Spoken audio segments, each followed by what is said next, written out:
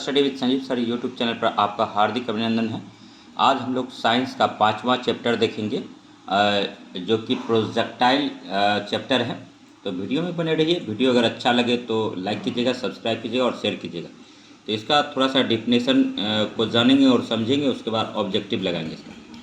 तो देखिए, projectile motion जो होता है, जब कोई पिंड पृथ्वी की सतह के समानांतर अर्थात क्षैतिक दिशा में फेंका जाता है तो उसकी गति प्रक्षेप्य गति कहलाती है, यानी प्रोजेक्टाइल मोशन कहलाता है। वह पिंड मतलब प्रोजेक्टाइल तथा गति पथ को प्रक्षेप्य पंथ कहते हैं, जो परवलयाकार यानी प्रोजेक्टाइल होते हैं या होता है, जैसे तोपों से छूटे गोले की गति। याद रखिएगा, इसका उदाहरण क्या हो जाता है, तोपों से छूटे गोले की गति। तो नेक्स्ट देखिए, उसमें जो है एक्स एक्सिस वाई एक्सिस के अराउंड ये ग्राफ खींचा गया है। तो उसके बाद फिर देखिए ऊपर चित्र में क्या है कि जो प्रोजेक्टाइल के गमन पथ को दिखाया गया है। वस्तु के वेग u को वेक्टर u को दो भागों में, जैसे एक्स एक्सिस और वाई एक्सिस में नियोजित किया गया है। इसको पढ़ेंगे तो आप समझ जाएंगे। तो x बराबर क्या लिखते हैं, u cos थीटा यानी बराबर हो जाता है u इंटू एक्स। तो y बराबर क्या, y एक्सिस के अराउंड लिखेंगे तो u साइन थीटा बराबर हो जाता है u इंटू वाई। तो वायु के प्रतिरोध की अनुपस्थिति में क्षैतिज वेग नियत रहता है, जबकि ऊर्ध्वाधर गति गुरुत्वीय त्वरण के कारण लगातार बदलती रहती है। तो याद रखिएगा। और नेक्स्ट देखिए, ठीक है, नेक्स्ट इसका जो मतलब है थोड़ा सा देखिए, संबंधी गणनाएं कैसे करते हैं प्रोजेक्टाइल संबंधी गणनाएं। तो इसमें क्या होता है कि पाथ ऑफ ए प्रोजेक्टाइल, यदि किसी वस्तु को क्षैतिज से थीटा कोण बनाते हुए u वेग से प्रक्षेपित किया जाता है तो प्रक्षेप्य का पथ सदैव परवलयाकार होता है। और नेक्स्ट देखिए, यूनियन का टाइम ऑफ फ्लाइट जानते हैं, इसमें एक निकाला जाता है। टाइम ऑफ फ्लाइट कैसे निकालते हैं, तो ये हो जाता है t बराबर हो जाता है 2 sin थीटा बाई जी, जहाँ u क्या हो जाता है, तो इनिशियल वेलोसिटी हो जाता है। और नेक्स्ट देखिए, तीसरा कंडीशन क्या होता है, मैक्सिमम हाइट ऑफ प्रोजेक्टाइल जब निकालते हैं तो इसमें h लेते हैं, उसको डिनोट करते हैं। तो h बराबर क्या होता है कि u square into sine square theta by 2g। तो अगर देखिए मैक्सिमम हाइट अगर हो तो इसके लिए क्या कंडीशन हो जाता है कि साइन थीटा बराबर 1 हो जाता है, जिसको कि साइन पाई बाय 2 लिखते हैं, क्योंकि साइन 90 डिग्री का आप लोग ने मान देखिए कैसे होता है। साइन 0 का 0 होता है, साइन 30 का हाफ होता है, साइन 45 का 1/√2 होता है, साइन 60 का √3/2 होता है, और साइन 90 डिग्री का मान जो होता है दोस्तों 1 होता है। तो इसीलिए साइन थीटा बराबर 1, यानी एंगल जो हम थीटा जो लिए हैं 1 लिए हैं। तो एच मैक्सिमम जब निकालेंगे तो u स्क्वायर बाई 2g, यही आपको याद रखना है। और इसका जो है चौथा कंडीशन क्या होता है, ठीक है, फटाफट देखेंगे। चौथा कंडीशन होता है कि आर एंगल ऑफ प्रोजेक्टाइल, ठीक है, रेंज मतलब सॉरी देखिए प्रक्षेप्य का प्रास अगर निकालेंगे तो आर एंगल ऑफ प्रोजेक्टाइल गति के दौरान प्रक्षेप्य द्वारा तय की गई क्षैतिज दूरी को प्रक्षेप्य का प्रसार r कहते हैं। तो r बराबर होता है u square into sine 2 theta by g होता है। तो अधिकतम प्रसार के लिए 2 थीटा बराबर कितना लेते हैं, 90 डिग्री। तो इसीलिए थीटा निकालेंगे तो 90 ऊपर जाएगा और बाय 2 से भाग हो जाएगा, तो इसको 90 में 2 से भाग देंगे तो 45 डिग्री मिल जाएगा। तो थीटा मतलब थीटा किसको डिनोट करता है, कोण को। तो थीटा कोण कितना निकल गया, 45 डिग्री। तो आर मैक्स जो होता है u स्क्वायर बाई जी, यही लास्ट का फॉर्मूला याद रखना है। तो इसमें दो कंडीशन याद रख लीजिए। पहला कंडीशन था अधिकतम ऊंचाई के लिए पिंड को 90 डिग्री के कोण पर प्रक्षेपित करना होगा, और दूसरा कंडीशन क्या होता, अधिकतम प्रसार के लिए पिंड को 45 डिग्री के कोण पर प्रक्षेपित करना होगा। जैसे देखिए आप फील्ड में हैं, आपको बोलेगा आपका दोस्त कि गेंद को मतलब जो है ना बहुत लंबा दूरी पर फेंको, लंबी ऊंचाई नहीं, बोलेगा कि इतना फेंको कि बहुत मैक्सिमम लंबा तुम फेंक सकते हो। तो आपको एक एंगल बनाना होगा बॉल को फेंकने के लिए 45 डिग्री का। आप जैसे आप मान के चलिए सपोज दैट आप पढ़ाई कर रहे हो, आप ना बिहार SI का एग्ज़ाम निकाल लिए, बिहार पुलिस का निकाल लिए, तो आपको ना लंबी छलांग लगाना होगा। तो वहाँ पर भी आपको 45 डिग्री एंगल से कूदना होगा, तो आप मैक्सिमम हाइट कूद पाएंगे। और दूसरा एक बात है कि आपको जैसे कि बोला जाएगा कि गोला फेंकने के लिए, तो गोला भी 45 डिग्री के एंगल से फेंकेंगे तभी आप ज़्यादा दूरी तक फेंक पाएंगे। तो चलिए अब इसका जो है ऑब्जेक्टिव लगा लेते हैं। और आज देखिए कि थोड़ा सा आप लोगों के लिए चैप्टर 5 लाए थे और ये प्रोजेक्टाइल था। और इंग्लिश में तो इसमें पढ़ाना बड़ी आसान होता है, लेकिन थोड़ा सा हिंदी में क्या होता है कि शब्द देखिए क्या है, प्रक्षेप्य है, तो ये सब थोड़ा पढ़ने में समस्या आती है थोड़ा सा, लेकिन ध्यान से पढ़ेंगे। तो देखिए प्रक्षेप्य का पथ होता है तत्पर वलयाकार होता है, और प्रक्षेप्य के लिए प्रसार होता है, रेंज जो होता है का महत्तम मान होगा यदि प्रक्षेप्य का कोण 45 डिग्री होगा। तो वही बात है जो पहले हम समझा दिए कि 45 डिग्री के एंगल से आप कूदेंगे फानेंगे तभी दूर तक जा पाएंगे, ठीक है। तो 45 डिग्री इसीलिए कोण बनाना पड़ता है। और देखिए एक वृत्त को आप मान के चलिए काटिए, तो 4 पार्ट में काटिएगा ना, तो सीधा जो खड़ा लाइन होता है उसको क्या बोलते हैं, तो राइट एंगल हो जाता है वो। अब पड़ा जो हो जाता है 180 डिग्री हो जाता है, और खड़ा लाइन जो होगा वो क्या होगा, लंब हो जाता है, परपेंडिकुलर, तो उसको भी याद रखिएगा। और पड़ा लाइन जो हो जाता है बेस हो जाता है, ठीक है। उसी पर एक अगर लकीर डाल दिए, ठीक है, शॉर्ट डिस्टेंस के लिए, तो वो आपका हाइपोटेनस कर्ण हो जाता है। तो ये सब भी थोड़ा ध्यान देना पड़ेगा। और जैसे कि साइन का 0 का वैल्यू, साइन 45 का वैल्यू बीपीएससी प्रीलिम्स में एक आध बार मैथ के क्वेश्चन में पूछा गया है। कोट 45 का मान क्या होगा, टेन 45 का मान क्या होगा, तो 1 होता है। टेन 45 का मान, कोट 45 का मान भी 1 होता है, तो दोनों पर सेम होता है। और साइन का उल्टा करेंगे तो कॉस होगा, ठीक है। तो साइन का वैल्यू याद रख लीजिए और उसी को पलट दीजिए तो कॉस का हो जाएगा। तो ये सब बेसिक क्वेश्चन है, आप लोग जानते होंगे, सामान के हम चलते हैं। तो चलिए बिना समय गवाए दूसरा क्वेश्चन पढ़ाते हैं। प्रक्षेप्य के लिए, प्रसार के लिए का महत्तम मान होगा 45 डिग्री पर होगा। तीसरा को है कि किसी प्रक्षेप्य को क्षैतिज से किस कोण पर फेंका जाए कि उसकी प्रसार उसकी ऊर्ध्वाधर ऊंचाई की 4 गुनी हो, तो 45 डिग्री पर। और किसी प्रक्षेप्य को 30 डिग्री के कोण पर प्रक्षेपित किया जाता है यदि तो कुल उड्डयन काल 16 सेकेंड हो, तो क्षैतिज प्रास का मान होगा, तो मतलब 2216.96 मीटर होता है, यानी 2216.96 मीटर हो जाता है। और 5 नंबर क्वेश्चन देखिए, ये जो है ठीक है, ये आरआरबी मालदा इलेक्ट्रिक ड्राइवर 2005 में पूछा गया है, अति महत्वपूर्ण क्वेश्चन है।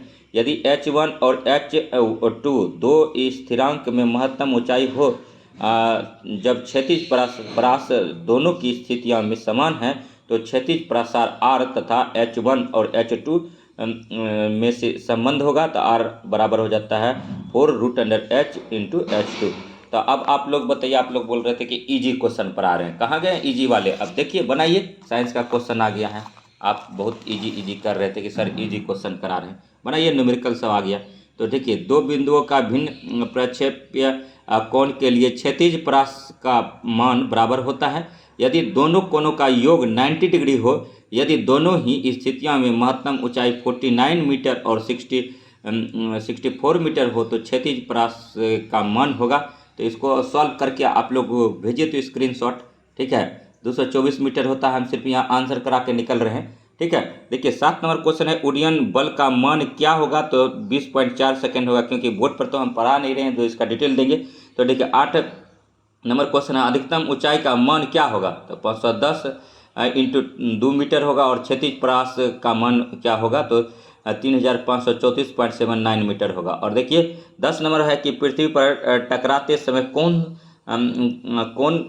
क्या होगा, मतलब पृथ्वी पर टकराते समय कौन बनेगा, एंगल क्या होगा, तो 30 डिग्री कौन होगा। और नेक्स्ट देखिए, एक खंभे की ऊंचाई 6 मीटर है, तो उससे 30 मीटर की दूरी से 45 के कोण पर एक गेंद फेंकी जाती है जो मीनार के उच्चतम बिंदु से टकराती है, तो बताइए गेंद किस वेग से प्रक्षेपित की गई थी, तो 19.17 मीटर पर सेकेंड से। आंसर बता दिए। ये तमाम क्वेश्चन जो है एक बार फिर से आप देख लीजिए और इसका स्क्रीनशॉट लेकर के आप सॉल्व करके डिटेल में भेजने का काम कीजिए। उसके बाद हम थोड़ा आपको, तब फिर हम भी किसी कॉपी में इसको सॉल्व करके डिटेल में आप लोग को सॉल्यूशन देंगे।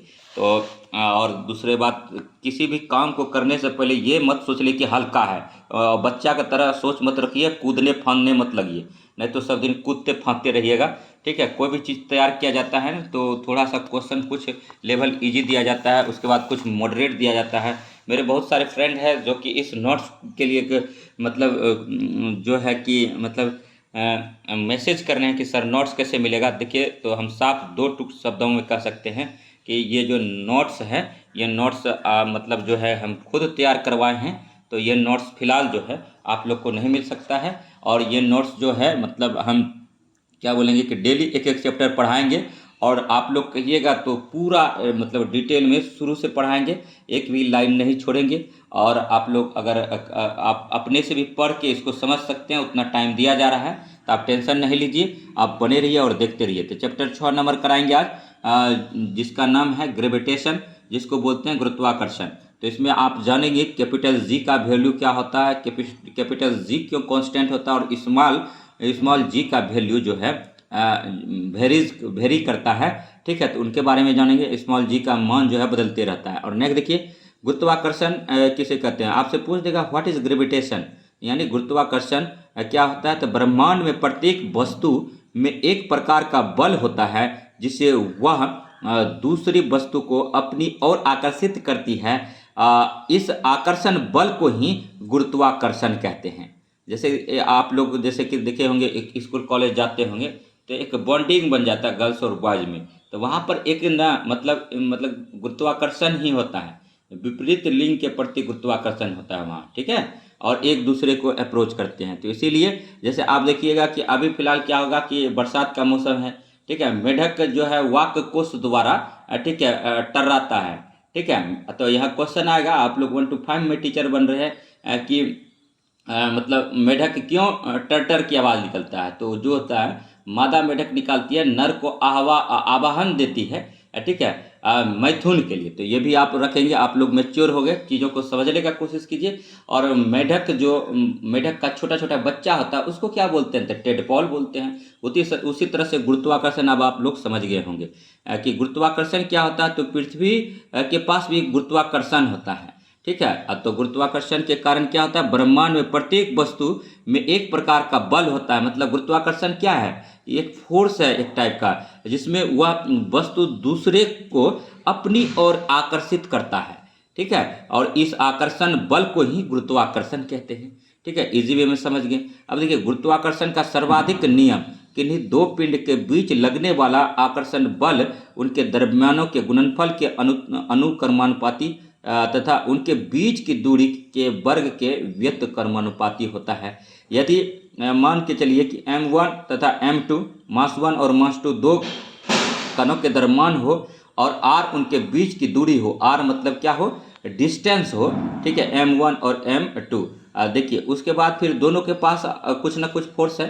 ठीक है, तो आप मान के चलिए गुरुत्वाकर्षण बल का यहाँ से जो निकलेगा फोर्स का फॉर्मूला, तो ये हो जाएगा कैपिटल जी तो दोनों में लगेगा, capital G into m1 into m2 by R square. का है कि कैपिटल जी तो कांस्टेंट रहता है। तो जहाँ देखिए कैपिटल जी क्या है, तो यहाँ पर मतलब ग्रेविटेशनल कांस्टेंट है, नियतांक है। तो कैपिटल जी का मान आपसे एग्जाम में पूछा जाएगा मेरे प्यारे दोस्तों। इसको यूनिट के साथ याद कीजिएगा, नहीं तो यूनिट में ही सब चीज़ याद कीजिएगा, यूनिट में मिस कर जाइएगा। तो इसीलिए आपका गलती हो जाएगा और नेगेटिव खा लेंगे, और जो नंबर आएगा आपको वो कट जाएगा आपका। तो कैपिटल जी बराबर होता है 6.67 गुना 10⁻⁻11 न्यूटन मीटर स्क्वायर पर केजी स्क्वायर। और इसी जगह देखिए कैपिटल जी का मान सभी जगह समान होता है।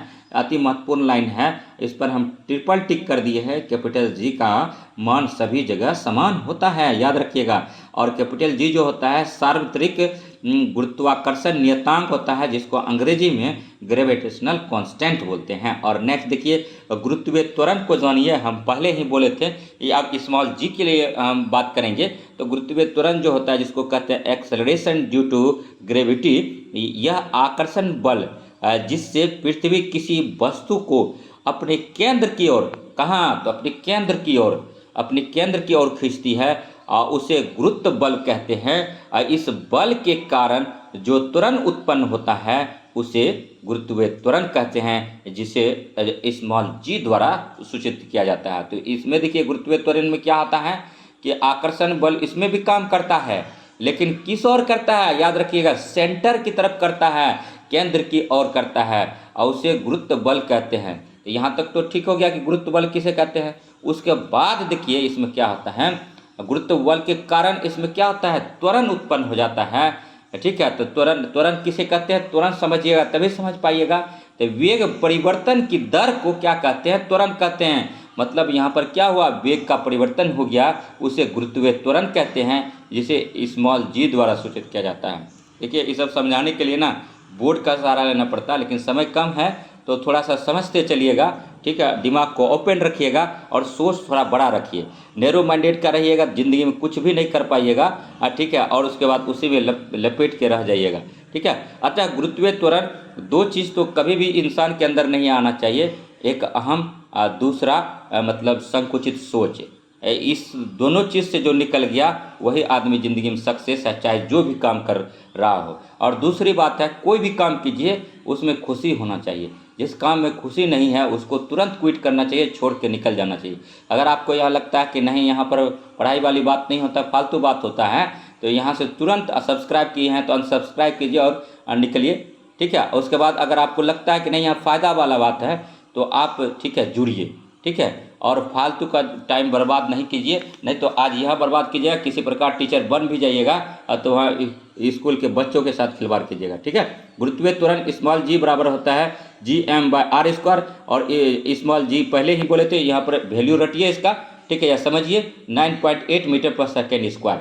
ठीक है, और कैपिटल जी गुरुत्वाकर्षण नियतांक होता है, ग्रेविटेशनल कांस्टेंट होता है 6.67 गुना 10⁻11 न्यूटन मीटर स्क्वायर पर केजी स्क्वायर होता है। तो यूनिट याद में देख लीजिएगा लास्ट में। और m बराबर होता है क्या, तो पृथ्वी का द्रव्यमान हो जाता है, मास।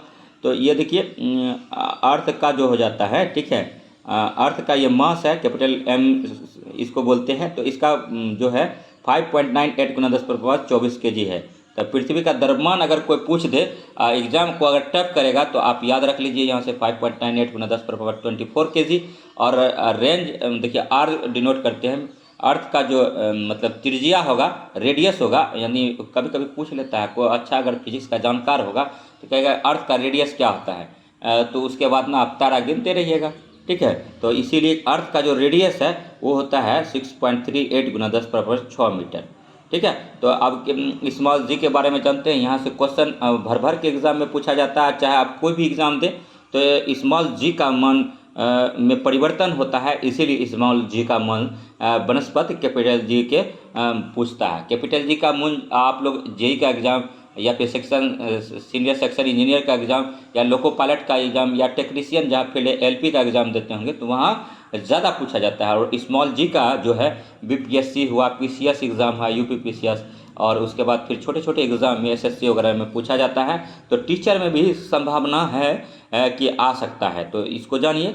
स्मॉल जी का मान जो है पृथ्वी के भूमध्य रेखा पर न्यूनतम होता है। स्मॉल जी का मान कहाँ न्यूनतम होता है, तो भूमध्य रेखा पर न्यूनतम होता है, यानी कम होता है। सबसे कम कहाँ होता है, तो भूमध्य रेखा पर होता है। भूमध्य रेखा को मतलब घेर लीजिए, स्मॉल जी का मान न्यूनतम होता है।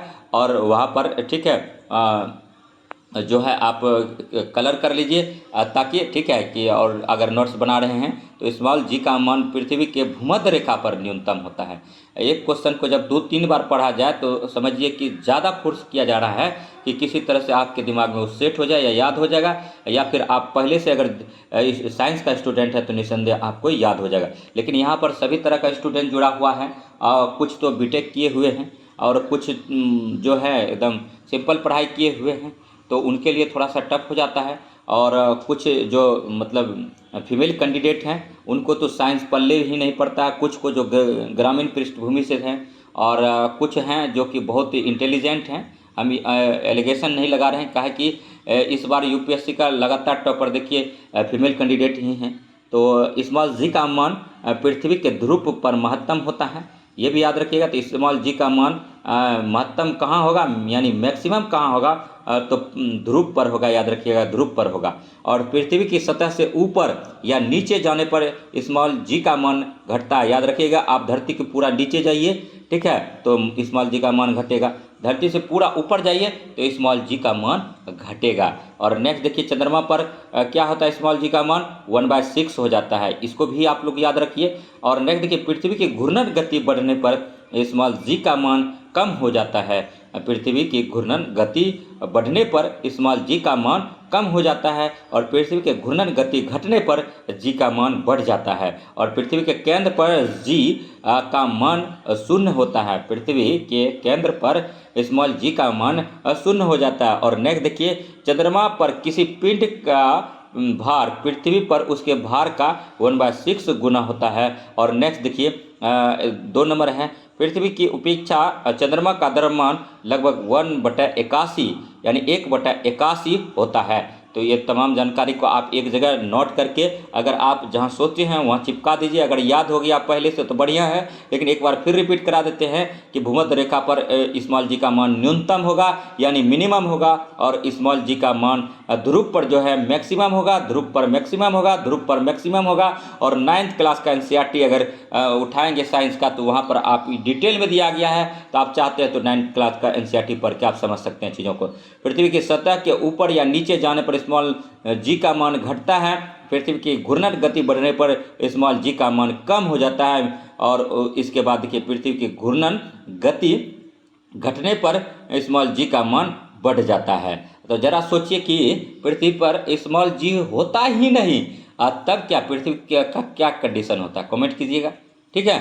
और उसके बाद देखिए, पृथ्वी के केंद्र पर स्मॉल जी का मान शून्य होता है, ये भी याद रखिएगा। और चंद्रमा पर किसी पिंड का भार पृथ्वी के उसके भार का 1/6 गुना होता है, लेकिन द्रव्यमान मास में कोई परिवर्तन नहीं होता, कोई चेंजिंग नहीं होता। ऐसा नहीं कि जो गेंद का आकार यहाँ है और चंद्रमा पर ले जाएंगे तो गेंद का आकार मतलब गोली के आकार जितना छोटा होगा। गांव में आप गोली खेले होंगे, ठीक है, वो जो होता है कांचा जिसको बोलते हैं, तो ऐसा नहीं कि गेंद कंचा बन जाएगा, ठीक है। तो इसीलिए याद रखिएगा कि चंद्रमा पर जो है, ठीक है, सिर्फ क्या होता है, चंद्रमा पर किसी पिंड का भार पृथ्वी के उसके भार का 1/6 गुना हो जाता है, लेकिन उसके मास में, द्रव्यमान में, ठीक है, मतलब उसके जो कि आकार में कोई चेंजिंग नहीं होता। देखिए उसका क्या हो जाता है, सिर्फ भार में चेंज हो जाता है दोस्तों।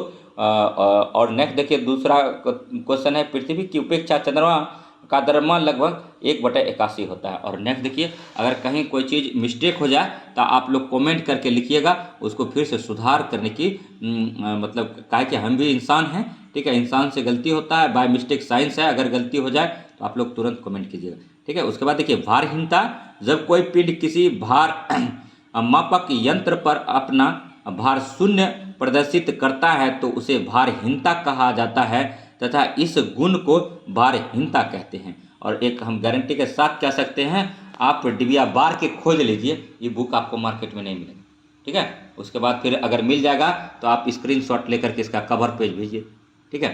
लिफ्ट में पिंड का भार, जब पिंड ऊपर की ओर त्वरित होती है तो उसमें स्थित व्यक्ति अपना भार बढ़ा हुआ प्रतीत करता है। और देखिए कितना इंपॉर्टेंट क्वेश्चन था ये, कई बार एग्जाम में पूछा गया है कि जैसे लिफ्ट का बात आया, देखिए तो यहाँ पर टोटल जानकारी मिलेगा, इसीलिए यह क्लास यूनिक हो जाता है। लिफ्ट का आविष्कार सबसे पहले जानिए कौन होता है, तो लिफ्ट का आविष्कार ओटिस नाम के एक साइंटिस्ट ने किया था। लिफ्ट का आविष्कार कौन किया था, तो ओटिस किया था। अब इसमें देखिए किस मोटर का यूज हुआ है, ठीक है, तो इसमें जो है सीरीज मोटर का यूज हुआ है, ठीक है, ये भी आप याद करिएगा, डीसी सीरीज मोटर का। और उसके बाद देखिए, जब पिंड ऊपर की ओर त्वरित होता है तो उसमें स्थित व्यक्ति को अपना भार बढ़ा हुआ प्रतीत होता है। जब लिफ्ट ऊपर जाएगा तो क्या होगा, आपका भार जो है आपको स्वयं मतलब ज़्यादा प्रतीत होगा, ठीक है।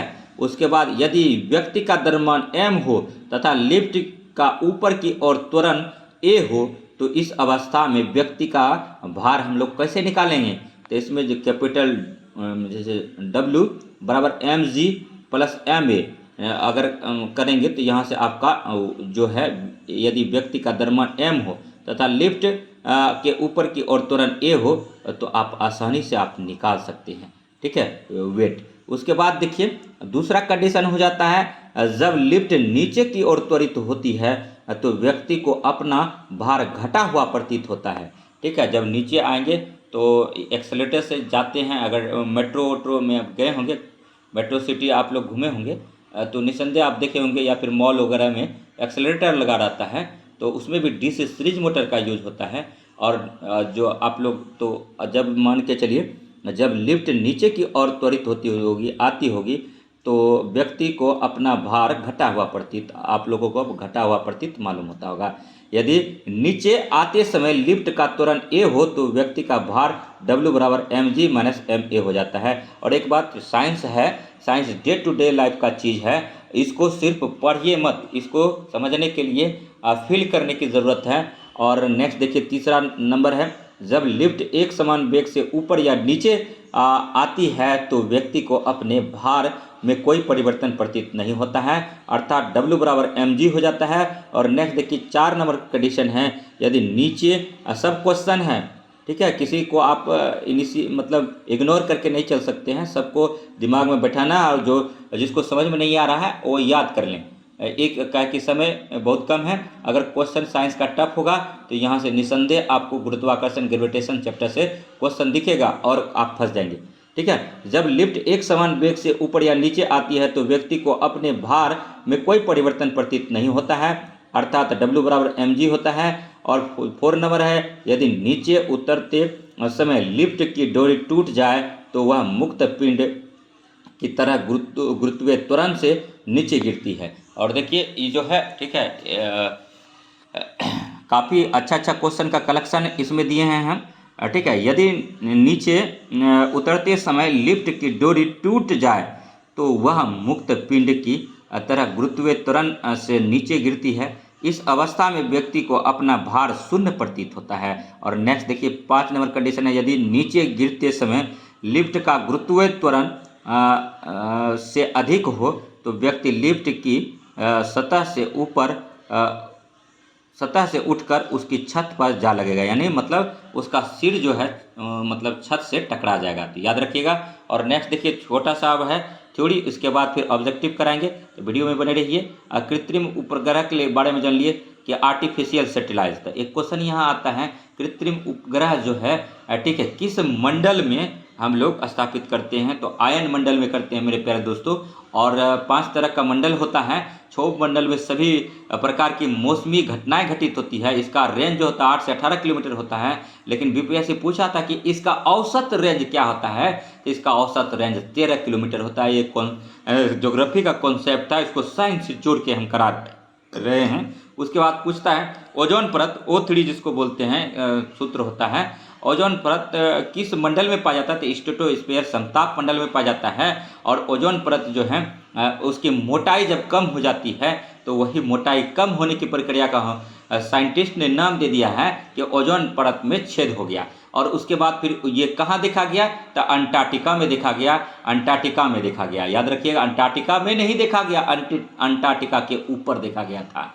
ठीक है, उसके बाद क्या होता है, इसको मतलब ये क्यों हो रहा है ऐसा, तो CFC का ज़्यादा उत्सर्जन किया जिसके कारण से ऐसा देखा जा रहा है। और नेक्स्ट देखिए मतलब ये ओजोन परत की मोटाई किस में मापते हैं, तो डॉप्सन यूनिट में मापते हैं। और नेक्स्ट देखिए क्वेश्चन था कृत्रिम उपग्रह से था, तो इसको कहा, तो इसको जो है आयन मंडल में स्थापित करते हैं। कि कृत्रिम उपग्रह मानव निर्मित उपग्रह है, यदि किसी पिंड को पृथ्वी तल से कुछ 100 किलोमीटर ऊपर आकाश में भेजकर उसे 8 किलोमीटर प्रति सेकेंड का क्षैतिज वेग दे दिया जाए तो वह पिंड पृथ्वी के चारों ओर एक निश्चित कक्षा में परिक्रमा करता है, जिसका परिक्रमण काल लगभग 84 मीटर होता है। और कृत्रिम उपग्रह टाइप्स ऑफ आर्टिफिशियल सैटेलाइट, तो ये 2 तरह का होता है, इसको जानिए।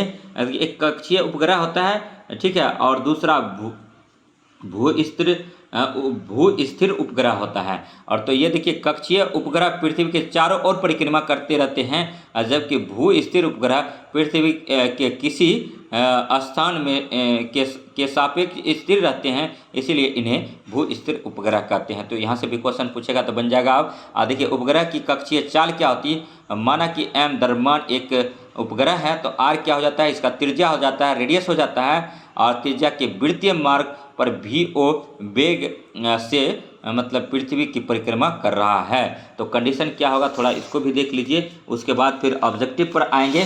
और उसके बाद फिर देखिए तो V ठीक है नॉट बराबर होता है √G capital G M E by R E plus H. तो ये कंडीशन आप निकालेंगे तो देखिए एक फार्मूला ये मिल जाता है। और इसके बाद एम ई क्या हो जाता है, पृथ्वी का द्रव्यमान होता है। आर ई क्या होता है, पृथ्वी की त्रिज्या हो जाता है। एच क्या हो जाता है, पृथ्वी तल से ऊपर उपग्रह की ऊंचाई हो जाता है। तो याद रखने वाला कंडीशन क्या है, और बेसिकली यही याद कराना था। उपग्रह की चाल केवल उसकी पृथ्वी तल से ऊंचाई पर निर्भर करती है। उपग्रह पृथ्वी तल से जितना दूर होगा उसकी चाल उतनी ही कम होगी। और नेक्स्ट दूसरा कंडीशन था, उपग्रह की चाल जो है वी नॉट उनके उसके द्रव्यमान एम स्मॉल एम पर निर्भर नहीं करती। यदि भिन्न भिन्न द्रव्यमानों के उपग्रह पृथ्वी के चारों ओर एक ही कक्षा में हो तो उनकी कक्षीय चालें बराबर होगी। तो क्या होगा, बराबर होगा। और नेक्स्ट तीसरा कंडीशन है, पृथ्वी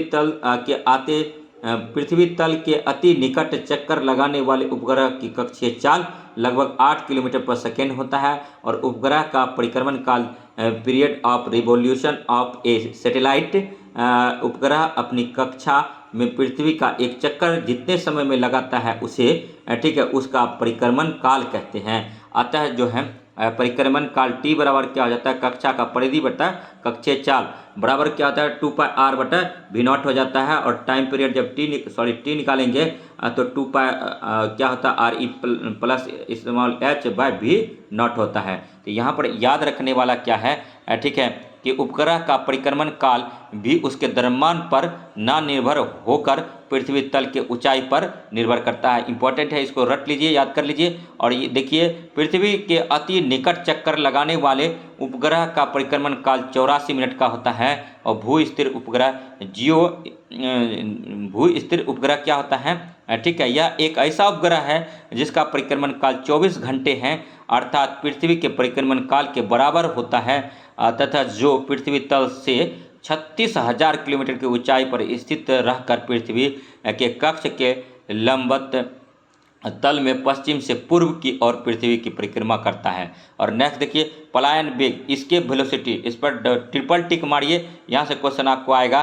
पलायन वेग वह न्यूनतम वेग है जिससे किसी वस्तु को पृथ्वी तल से ऊपर की ओर फेंका जाने पर गुरुत्वीय क्षेत्र को पार कर जाता है और पृथ्वी पर वापस नहीं आता है। सपोज दैट, इसको समझने के लिए एक गेंद को इतना शक्ति से फेंकिए कि वह वापस पुनः पृथ्वी पर नहीं आए, अंतरिक्ष के बाहर चला जाए, ठीक है, तो उसको क्या कहते हैं, पलायन वेग कहते हैं। इंग्लिश में इसको एस्केप वेलोसिटी कहते हैं। पलायन वेग का फॉर्मूला वी ई बराबर होता है √2 स्मॉल जी इंटू आर होता है, जहाँ पर स्मॉल जी गुरुत्वीय त्वरण होता है और कैपिटल आर जो होता है पृथ्वी की त्रिज्या होता है। तो यहाँ पर याद रखने वाला पॉइंट 2 है, 3-4 पॉइंट है, तो इसको याद रख लेंगे तो एग्जाम में क्वेश्चन आपसे बन जाएगा। चाहे एलपी का एग्जाम हो, जूनियर इंजीनियर का हो, सीनियर सेक्शन इंजीनियर का हो, या टेक्नीशियन का हो, या फिर अभी जो है ठीक है ITI इंस्ट्रक्टर का आया है उसका एग्जाम हो, या फिर टीचर एग्जाम हो। तो नेक्स्ट देखिए, पहला क्वेश्चन है, पृथ्वी के लिए पलायन वेग का मान कितना होगा, 11.2 किलोमीटर पर सेकेंड होता है। और सौरमंडल के लिए पलायन वेग का मान क्या होगा, 42 किलोमीटर पर सेकेंड होता है। तो याद रखिएगा दोनों कंडीशन को। और नेक्स्ट देखिए, तीसरा कंडीशन जो है, ठीक है, चंद्रमा के लिए पलायन वेग का मान 2.37 किलोमीटर पर सेकेंड होता है। पलायन वेग भी ई कक्षीय वेग वी नॉट का √2 गुना होता है। याद रखिए, अर्थात वी ई बराबर क्या होता है, √2 गुना वी नॉट होता है। और नेक्स्ट देखिए, अतः पृथ्वी के समीप चक्कर लगाने वाले किसी उपग्रह की कक्षीय चाल बढ़कर √2 गुनी हो जाए तो उपग्रह अपना कक्षा छोड़कर पलायन कर जाएगा। तो ये फिजिक्स का क्वेश्चन था दोस्तों। टोटल 25 चैप्टर है। 25 चैप्टर में से आज जो है ठीक है, आज हम लोग ठीक है क्वेश्चन देख रहे हैं। और ये ग्रेविटेशन चैप्टर है, आज ये छठा चैप्टर है, ठीक है। इसके बाद फिर 7वां चैप्टर जो है दोस्तों, ये बहुत आसान चैप्टर है, वर्क पावर एंड एनर्जी। तो आज जो है ग्रेविटेशन चैप्टर को ख़त्म कर दिए हैं थ्योरी, इसका ऑब्जेक्टिव लगा लेते हैं। उसके बाद जो भी क्वेश्चन होगा, ठीक है, previous year BPSC previous year question bank से लगा लेंगे और एग्जाम में आप चले जाना, आसानी से आपको साइंस का क्वेश्चन पकड़ा जाएगा। तो वीडियो में बने रहिए। ये तो फिजिक्स था, इसके बाद केमिस्ट्री भी आएगा इसी तरह, उसके बाद बायोलॉजी भी आएगा, ठीक है। नेक्स्ट देखिए, पृथ्वी की उपेक्षा चंद्रमा का द्रव्यमान लगभग है 1/81 है। और दूसरा नंबर देखिए, जब कोई वस्तु ऊपर से गिराई जाती है तो उसका भार होता है ठीक है, परिवर्तनशील होता है। और तीसरा नंबर क्वेश्चन है गुरुत्वाकर्षण के सार्वत्रिक नियम का प्रतिपादन किसने किया? तो न्यूटन ने किया। और नेक्स्ट चौथे नंबर का क्वेश्चन है कि पृथ्वी का पलायन वेग कितना होता है? तो 11.2 किलोमीटर पर सेकेंड होता है। और भू अस्थायी उपग्रह पृथ्वी के चारों ओर एक चक्कर लगाता है तो 24 घंटे में। और नेक्स्ट देखिए 6 नंबर क्वेश्चन है, ठीक है, किसी पिंड का द्रव्यमान पृथ्वी के द्रव्यमान का दुगुना है यदि तो यदि पिंड का व्यास पृथ्वी के व्यास से दुगुना हो तो पिंड की सतह पर गुरुत्वीय त्वरण का मान होगा तो 2g/9 होता है। और नेक्स्ट देखिए 7 नंबर क्वेश्चन है, एक अंतरिक्ष यात्री जिसका द्रव्यमान 50 किलोग्राम है पृथ्वी से बाहर जाता है, यानी पृथ्वी से बाहर जाता है तो पृथ्वी से 650 किलोमीटर की ऊंचाई पर जहां स्मॉल g बराबर 8 मीटर पर सेकेंड स्क्वायर है उसका भार क्या होगा? तो 400 न्यूटन होगा।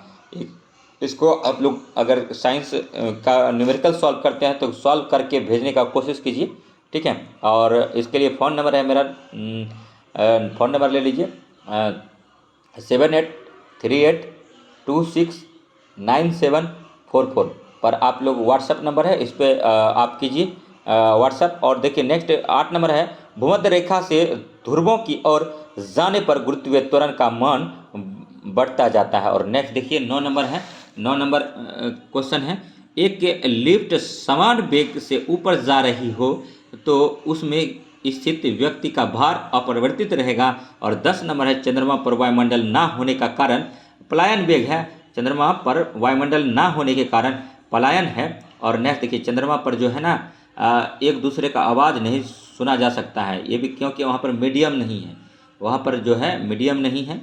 और याद रखिए नेक्स्ट जो है, ठीक है 11 नंबर है, पृथ्वी तल से ऊपर या नीचे आने पर गुरुत्वीय त्वरण का मान घटता जाता है, याद रखिएगा। और 12 नंबर क्वेश्चन है, किसी ग्रह का द्रव्यमान 10⁻25 किलोग्राम तथा त्रिज्या 6.67 × 10⁻9 मीटर है तो पलायन वेग का मान क्या होगा? तो 447.2 मीटर पर सेकेंड होगा। आप लोग सॉल्यूशन जरूर भेजिए। और 13 नंबर क्वेश्चन है कि पृथ्वी की सतह पर किसी व्यक्ति का भार 80 किलोग्राम है तो कितनी ऊंचाई पर उसका भार 20 किलोग्राम होगा? तो 6400 किलोग्राम। देखिए साइंस का है, इसमें न्यूमेरिकल अब भर भर कर आने वाला है।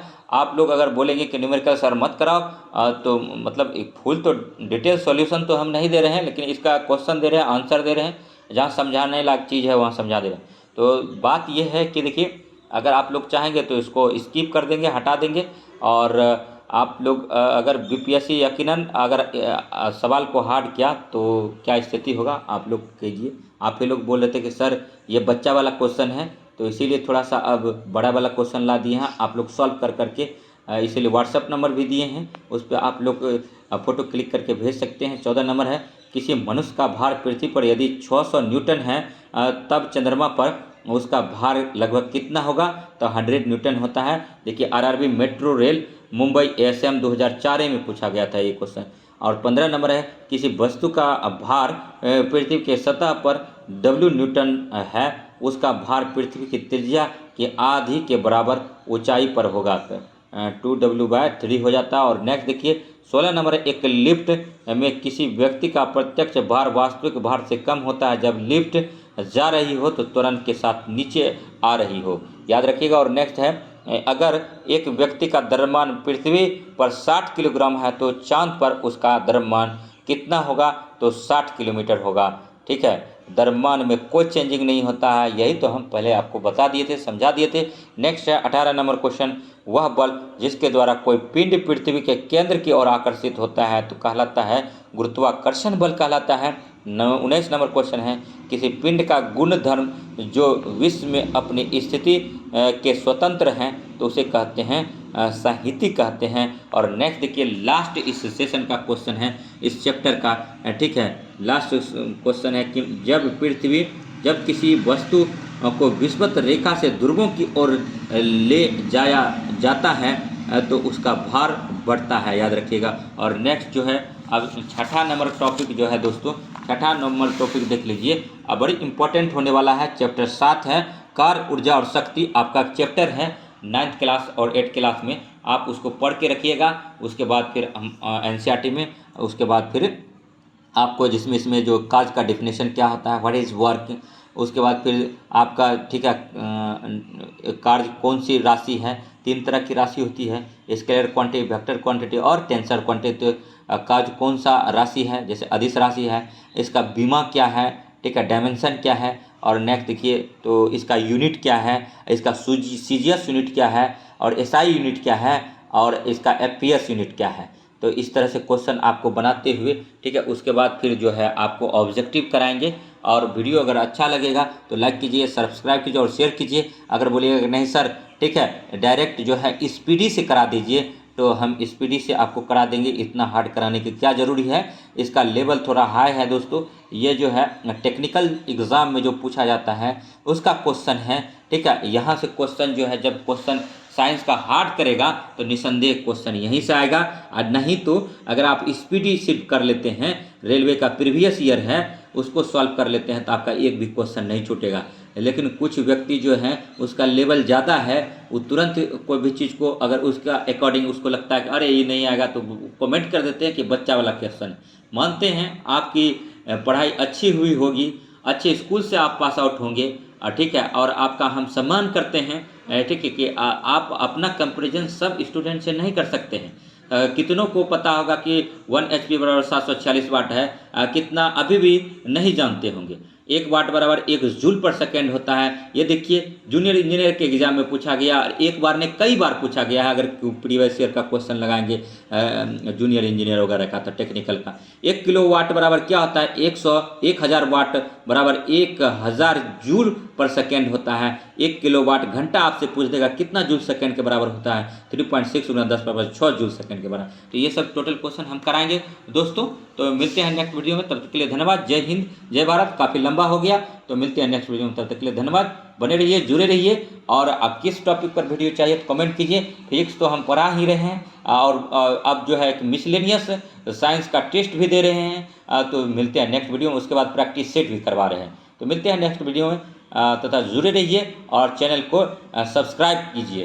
क्या है कि लाइक बहुत जा रहा है, सब्सक्राइबर उसके अनुकूल बढ़ नहीं रहा है। तो मतलब है, संदेह है कि कुछ व्यक्ति, कुछ मित्र जो है वीडियो तो देख रहे हैं लेकिन सब्सक्राइब नहीं कर रहे हैं। चैनल को सब्सक्राइब कर दीजिए। आने वाले दिनों में हम जो है मतलब डिजिटल प्लेटफॉर्म पे आएंगे।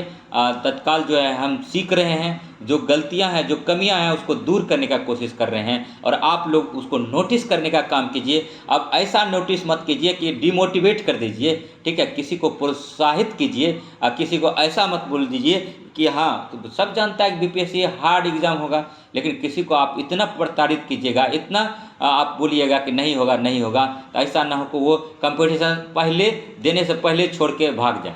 तो ऐसा नहीं होना चाहिए। कंपटीशन है, सबके लिए है। आर्टिकल 16 है, लोक नियोजन है, सबको अधिकार है जॉब पाने का, नौकरी पाने का। तो इसीलिए ठीक है, इसमें जो है ठीक है, लोक नियोजन का अधिकार मिलना चाहिए और सबको मिलना चाहिए। तभी तो प्रतिस्पर्धा होगा, तभी तो क्वालिटी उसमें चुना जाएगा। और कौन कितना पानी में है ये अभी आप मत डिसाइड कीजिए, ठीक है। ये जो है डिसाइड करने के लिए बीपीएससी है, आयोग है, उसके बाद ठीक है पता चलेगा कि किसका हुआ किसका नहीं हुआ। हाँ, लेकिन आपको लगता है कि मेरा हो जाएगा तो आप फ़ोन नंबर वगैरह से कमेंट कर दीजिए। और जो मेरे सब्सक्राइबर हैं, जो और भी छात्र हैं, वो आपका उस टाइम जो है वॉच कर लेगा या आपसे फ़ोन करके पूछ लेगा आपका हुआ या नहीं हुआ, ठीक है। तो आप टेंशन नहीं लीजिए, ठीक है। सबका लेवल एक जैसा नहीं होता है। मेरा लास्ट में कहना चाहेंगे, मेरा मकसद किसी को आहत करना नहीं है। अगर आप तेज़ हैं तो ठीक है, आप अच्छा और हार्ड क्वेश्चन प्रैक्टिस कीजिए। यूपीएससी का क्वेश्चन बैंक प्रैक्टिस कर लीजिए, साइंस का, हिस्ट्री का, ज्योग्राफी का, ठीक है। प्रीवियस ईयर क्वेश्चन देख लीजिए। यूपीपीसीएस का क्वेश्चन हार्ड बनता है, उसका देख लीजिए। जेपीएससी का देख लीजिए, झारखंड पब्लिक सर्विस कमीशन, उससे भी नहीं हो तो Madhya Pradesh public service commission का देख लीजिए। यूथ पब्लिकेशन अच्छा क्वेश्चन का कलेक्शन लाता है, कुछ बोल रहे थे फ्रेंड्स, तो उनका देख लीजिए। को बहुत चीज़ है पढ़ने के लिए। उससे भी नहीं लगे तो एनसीईआरटी पढ़ लीजिए, उससे भी नहीं लगे तो कुछ अच्छा जो टीचर है उनसे क्लास ले लीजिए, ठीक है। खान सर है, उसके बाद फिर आपका दिव्यकीर्ति सर है, उसके बाद आज़ाद ओझा सर है, उनका क्लास परचेज कर लीजिए। देखिए क्यों समय गंवा रहे हैं, तो ठीक है। तो इसीलिए आप एक कमेंट, पता है आप एक कमेंट कर देते हैं, उस कमेंट को कितना आदमी दिखता है, जितना आदमी जुड़ा है सब दिखता है, ठीक है। कुछ व्यक्ति ऐसे भी हैं जो कि मुश्किल से उसको 2 घंटा टाइम मिलता है पढ़ने के लिए, 2 घंटा निकाल के किसी तरह से यूट्यूब पर पढ़ता है, एक नहीं कई जगह से पढ़ता होगा जहाँ जहाँ चीज़ें, और वहाँ पर आप कमेंट देख लिया कि ये बच्चा वाला क्वेश्चन है, तो क्या बच्चा वाला क्वेश्चन, अरे आपको तो हिंदी में कौन लिखवाएगा, अभी देखिएगा, ठीक है। हिंदी का जब पेपर आएगा तो उसमें दिखाएगा कि सिंगार कैसे लिखा जाता है, 100 में से 80 लड़का सिंगार नहीं लिख पाएगा, ठीक है। तो ये सब चीज़ समस्या है, लेकिन हम समस्या उजागर नहीं करना चाहते हैं। वीडियो में बने रहिए, और अगर आपको लगता है कि हम बहुत तेज़ हैं तो भाई साहब समय मत गमाइए, समय बहुत कीमती है, और आप अपना सेल्फ स्टडी पर ज़्यादा ध्यान दीजिए। तो मिलते हैं नेक्स्ट वीडियो में, तब तक के लिए धन्यवाद। जय हिंद, जय भारत।